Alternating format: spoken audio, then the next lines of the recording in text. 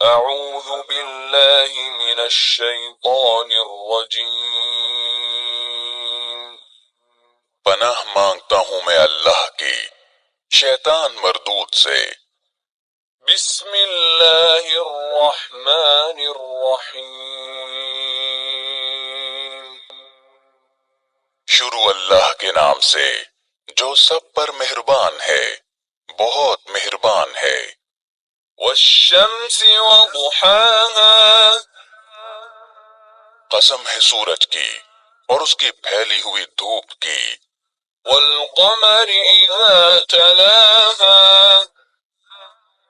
اور چاند کی جب وہ سورج کے پیچھے پیچھے آئے۔ والنہار اذا جلاها، اور دن کی جب وہ سورج کا جلوہ دکھا دے۔ واللیل اذا یغشاها، اور رات کی جب وہ اس پر چھا کر اسے چھپا لے۔ والسماء وما بناها، اور قسم ہے آسمان کی اور اس کی جس نے اسے بنایا۔ والارض وما طحاها، اور زمین کی اور اس کی جس نے اسے بچھایا۔ ونفس وما سواها،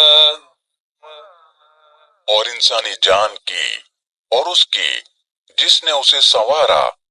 فألهمها فجورها وتقواها، پھر اس کے دل میں وہ بات بھی ڈال دی جو اس کے لیے بدکاری کی ہے اور وہ بھی جو اس کے لیے پرہیزگاری کی ہے۔ قد افلح من زکاها، فلاح اسے ملے گی جو اس نفس کو پاکیزہ بنائے۔ وقد خاب من دساها، اور نامراد وہ ہوگا جو اس کو گناہ میں دھسا دے۔ کذبت ثمود بطغواها،